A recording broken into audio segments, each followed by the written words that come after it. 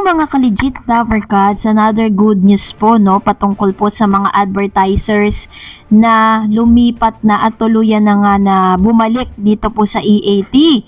So ang lahat ng yan, but before that, if you haven't subscribed yet to my YouTube channel, please don't forget to like, share, and subscribe at i-hit mo na rin ang notification bell for more showbiz updates. And please don't forget to hit the all para ikaw ang unang-una makakapanood sa lahat ng ating mga updates.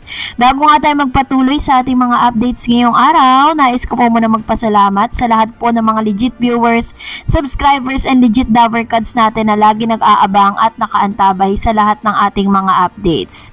Thank you so much sa inyo pong panonood. And this time, eto na nga no, dahil October 30, 2023, naglabas na naman po ang Kantar Media Urban Rural ng isa sa pinag-uusapan kung bakit ganun kataas, no? Sabi po dito, yung Procnoy po kasi na Facebook page is ano yan, Team Tape yan, mga defenders po ng tape yan. So, alam na natin, 'di ba? So, ito pong Kantar Media, ngayon na lang natin naririnig, ano? Kasi parang, ewan ko kung may credibility pa ba tong Kantar Media na to at hindi natin alam kung ano po yung gauging material sa ginagamit nila para po masabi talagang ganito kataas yung ito pong ano na to, ito pong rating na to. Kasi October 30, 2023 noong Monday di umano ay mataas ang rating na nakuha, 14.4. Tapos dito naman sa kapatid VAS, ito October 30, 2023, this is coming from ito po kapatid VAS cluster na to ha. Ito medyo paniniwalaan pa natin no. 3.8 EAT, Eat Bulaga 4.4%, and then Eat Showtime 2.4%. So lumalabas na talagang talagang walang kinikilingan din ang kapatid VAS kahit pa sa EAT ay TV5 ang kanilang home channel. Pero nilalabas pa rin nila yung totoo, no? So, kung tumaas man sila ng ilang porsyento, it doesn't mean na talagang na sila sa buong programa or dun po sa buong mga programa sa television, sa Free TV, talagang nangunguna na sila kasi ang pinagbabatayan pa rin at nagmamatter pa rin yung dami po ng mga advertisers na talagang nagpi-place ng ads po sa inyo. Kasi 'di ba bilang isang business company, dito po yung mga networks, doon po na talaga nabubuhay ang ilan sa mga programa. Ito pa, no? Ang Board Productive, ito pa isa. Ito po ay isa rin sa mga Facebook page na makatape din ito, no? Ratings, Wagi ang Tape Incorporated, produce Kapuso Noon Time Show. Ito ay parang Team GMA. Yan, Battle of Noon Time Show, October 30, 2023, Monday. EAT got 3.8, GMA Kapuso Eat Bulaga 4.4, in It Showtime got 2.4. So medyo mataas po, no? Nangunguna sila ngayon sa rating. Noong October 30, 2023, Monday kahapon. So, hindi lang natin alam kung or nung isang araw, Tuesday pa lang, Tuesday.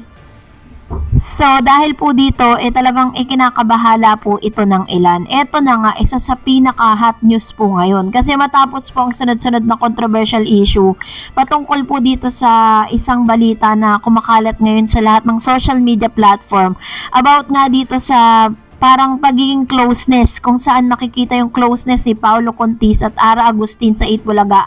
Nagba-viral po yan ngayon. So dahil dito, marami po talagang isa sa mga parang tinitignan ng mga advertisers o quality ng isang programa na tinitignan nila is yung values at kung gaano po ka-credible yung isang programa, kung bakit po napipili na talagang mag-place ng ads. At marami na rin po ang naglabas ng kanilang mga statement na isa sa mga kadahilanan kung bakit iniiwan at ayaw ng mga advertisers ang Tape Bulaga dahil na rin po kay Paulo. Si Paulo daw di umano ang nagiging dahilan kung bakit napipigilan ng mga advertisers na mag-place ng kanilang ads dito po sa nasabing programa. Sabi pa nga nitong isang radio station na to na sinabi niya na tanging si Mr. Isko Moreno or ang dating mayor ng Maynila na si Isko Moreno na lang ang nagiging ang nagpapasok daw di umano ng pera dito po sa tape. Kaya talagang inaalagaan nila ngayon. Mas lalo na po ngayon na talagang naging controversial ang pangalan ni Paulo dahil po dito sa kanyang pagiging babaero, no? Alam naman natin na ilang beses na rin nag-fail yung kanyang relationship. Una, nagkaroon po siya ng anak dito kay Miss Liam yung dancer po ng EB Babe na nagkaroon din siya ng anak na hanggang ngayon ay hindi niya pa rin sinusuportahan. Ni wala po siyang any parang gusto na nga magpapalit no ng kanilang apelido. And pangalawa, nagkaanak din po siya dito sa isa ng mga actress na ngayon ay masaya na nakatira sa New York at married na rin po sa kanyang panibagong husband. At syempre, pagkatapos nun, meron siyang girlfriend na si Miss Yen Santos. Hindi natin alam kung siya'y buntis or whatever. So, for whatever reason, nakikita ng ilan na talagang kapansin-pansin na yung pagiging malapit nitong si Paulo at saka si Ara San Agustin. Di lang natin alam kung ano ba talaga yung real score ng kanilang relationship. Pero, isa sa mga pinoproblema ngayon ng nasabing network or nasabing tape is, kung matatandaan ninyo, sinabi po sa interview ni Tito Sen na marami na pong mga nag-advance payment para po dun sa kanilang parang buong taon para po ma-place yung kanilang mga advertisement. Pero dahil po nung nagpaalam ang OG or original host na TBJ dito sa Branded Eat Bulaga noon, ay marami po talagang nanghinayang dahil or parang ano sila, parang nang hinayang dahil nakapag nakapag down payment na sila, hindi na nila ma-take out yung kanilang money. Pero this time, ito na nga, no, buo na po ang kalooban ng ilan sa mga advertisers na talagang hindi na sila magre-renew ng another year para dito sa tape. Kaya kung mapapansin ninyo, talagang pinaiingay po nila yung ratings na naaabot po ng tape or television and production exponents kung saan naglalabas po ng sunod-sunod na mga winnings, rating, ang tape para po talagang mabuo muli yung kanilang kredibilidad doon po sa mga advertisers. Kasi syempre, ang mga advertisers isinitignan yan kung gaano kaganda ang kanilang performance based po sa inilalabas na mga legit na mga nagbibigay ng mga ratings na mga kumpanya. At isa sa pinaka-legit yan, yung AGB Nielsen. Kasi hindi na po talaga gumagana or hindi na po talaga pinaniniwalaan tong Kantar Media dahil nabalitaan nga na ito ay pro-ABS-CBN. So, dahil dyan, yun ang isa sa pinakamalaking problema na kakaharapin po nila. Kaya nga po, di ba may nabalita na parang nagbabawas na sila ng oras, naghahanap na rin sila ng kanilang kakulab.